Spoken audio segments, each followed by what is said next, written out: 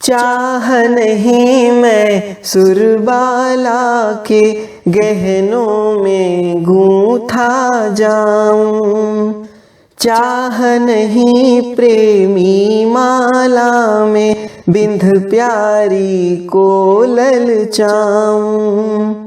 Good morning class, कैसे हैं आप सब। स्वागत करते हैं आपका हम इस सेशन में। आज हम आप लोगों के लिए लेकर आए हैं यूपी बोर्ड कक्षा 10 हिंदी विषय के काव्यखंड में संकलित पुष्प की अभिलाषा इस शीर्षक के पद्यांशों की व्याख्या।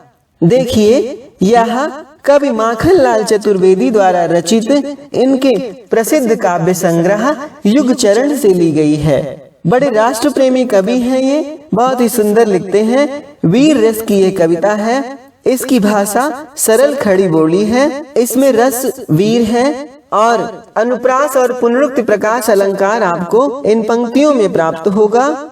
छंद इसमें तुकांत मुक्त छंद है। तो चलिए शुरू करते हैं आज का ये सेशन। प्रस्तुत पंक्तियों में माखनलाल चतुर्वेदी जी ने पुष्प के माध्यम से देश पर बलिदान होने की प्रेरणा दी है। एक पुष्प की क्या इच्छा है, आइए देखते हैं।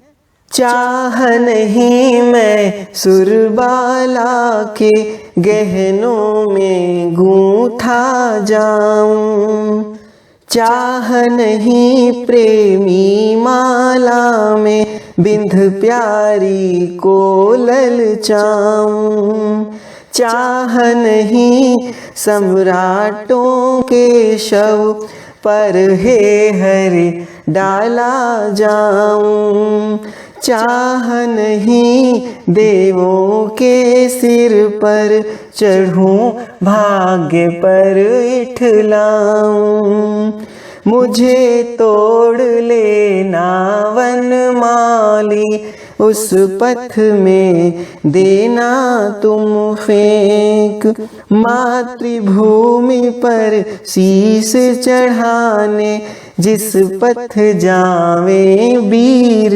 अनेक। बहुत ही सुंदर कविता है। आइए पहले शब्दार्थ देखते हैं।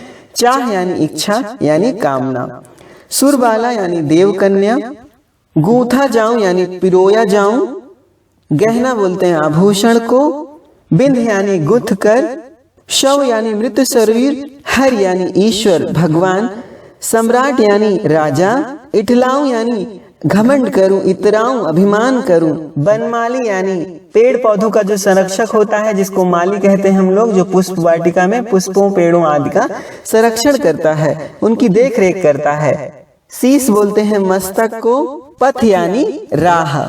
तो प्रस्तुत पंक्तियों में माखनलाल चतुर्वेदी जी ने पुष्प के माध्यम से देश पर बलिदान होने की प्रेरणा दी है। माखनलाल चतुर्वेदी जी अपनी देश प्रेम की भावना को पुष्प की अभिलाषा के रूप में व्यक्त करते हुए कहते हैं कि मेरी इच्छा किसी देवबाला के आभूषणों में गूंथे जाने की नहीं है, यानी मैं देव कन्या के आभूषणों में जड़कर उसके श्रृंगार में वृद्धि करूं, ऐसी मेरी इच्छा नहीं है। मेरी इच्छा यह भी नहीं है कि मैं प्रेमियों को प्रसन्न करने के लिए प्रेमी द्वारा बनाई गई माला में पिरोया जाऊं और प्रेमिका के मन को आकर्षित करूं, यानी प्रेमिका को रिझाने का प्रयास करूं।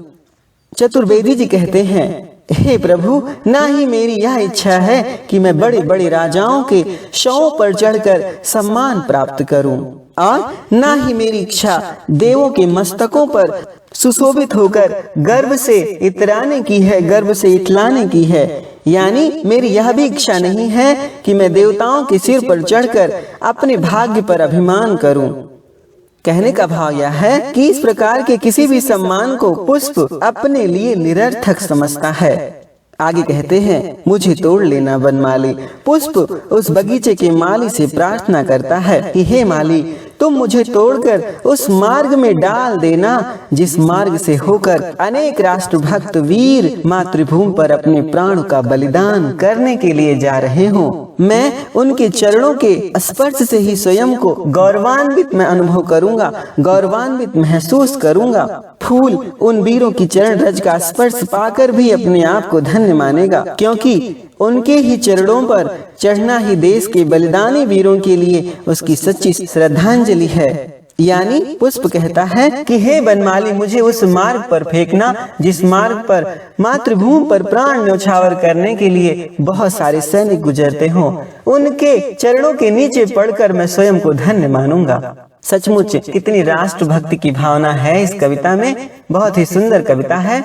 देखिए, इसमें अनुप्रास अलंकार आपको प्राप्त हुआ। प्रिय विद्यार्थियों, अब ये पाठ यहीं समाप्त हुआ। इस सेशन को अब हम यहीं समाप्त करते हैं। आपको ये वीडियो कैसा लगा हमें अवश्य बताएं और अपने सहपाठियों के साथ इसे साझा भी करें।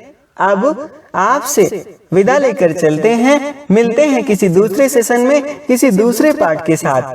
धन्यवाद।